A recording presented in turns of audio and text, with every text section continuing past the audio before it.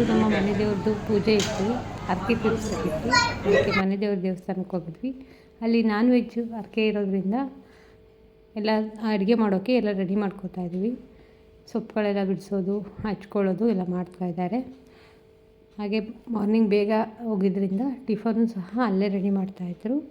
ಚಿತ್ರಾನ್ನ ಮತ್ತು ಭಟ್ರು ಚಿತ್ರಾನ್ನ ಗೊಜ್ಜು ಮಾಡಿಟ್ಟು ರೈಸ್ನೂ ಸಹ ಮಾಡ್ತಾಯಿದ್ದಾರೆ.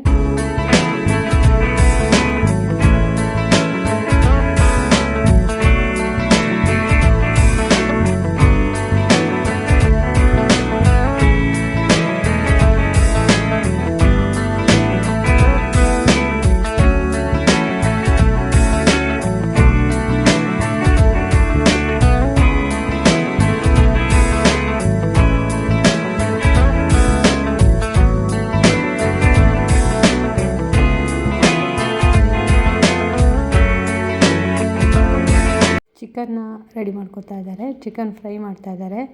ಎಣ್ಣೆಗೆ ಹಸಿಮೆಣಸಿನ್ಕಾಯಿ, ಕರಿಬೇವು, ಕ್ಯಾಪ್ಸಿಕಮ್ಮು ಮತ್ತು ಈರುಳ್ಳಿ, ಪುದೀನ ಎಲ್ಲನೂ ಸಹ ಹಾಕ್ಕೊಂಡಿದ್ದಾರೆ. ಹಾಗೆ ಶುಂಠಿ ಬೆಳ್ಳುಳ್ಳಿ ಪೇಸ್ಟ್ ಸಹ ಹಾಕ್ಕೊಂಡು ಚೆನ್ನಾಗಿ ಫ್ರೈ ಮಾಡಿಕೊಂಡು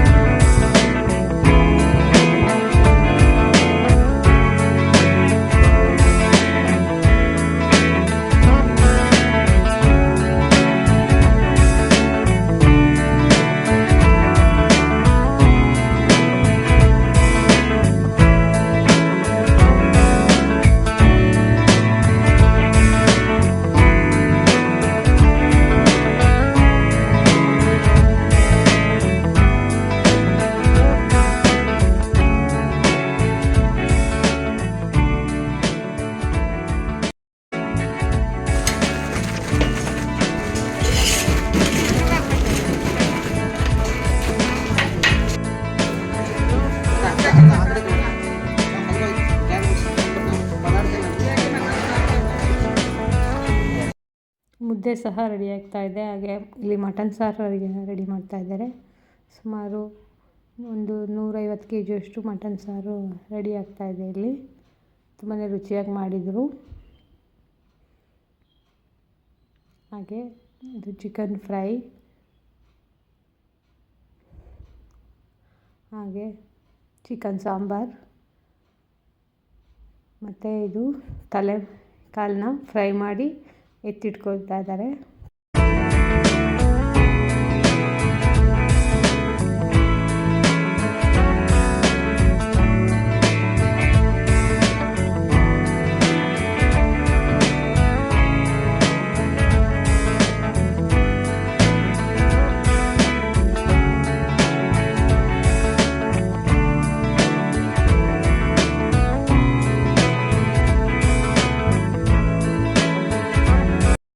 ಇಲ್ಲ ಊಟಕ್ಕೆ ಅಂತ ರೆಡಿ ಮಾಡ್ಕೋತಾ ಇದ್ದಾರೆ.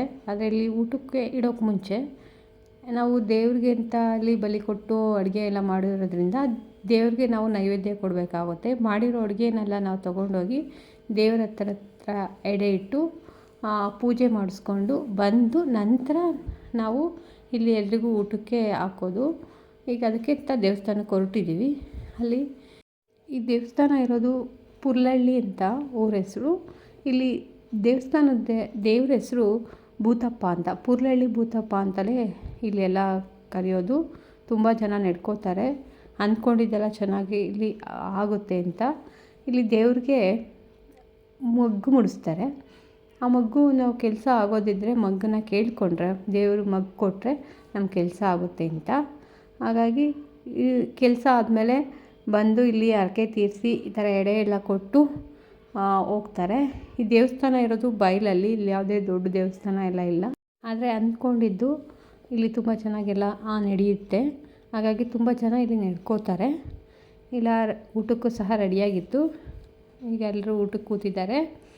ಯಾರಿಗೆಲ್ಲ ಈ ವಿಡಿಯೋ ಇಷ್ಟ ಆಯಿತು ಒಂದು ಲೈಕ್ ಮಾಡಿ, ಹಾಗೆ ನಿಮ್ಮ ಫ್ರೆಂಡ್ಸ್ ಮತ್ತು ಫ್ಯಾಮಿಲಿ ಜೊತೆ ಶೇರ್ ಮಾಡಿ. ಹಾಗೆ ಯಾರೆಲ್ಲ ಸಬ್ಸ್ಕ್ರೈಬ್ ಆಗಿಲ್ಲ ಪ್ಲೀಸ್ ಒಂದು ಸಬ್ಸ್ಕ್ರೈಬ್ ಮಾಡ್ಕೊಳ್ಳಿ. Thank you for watching.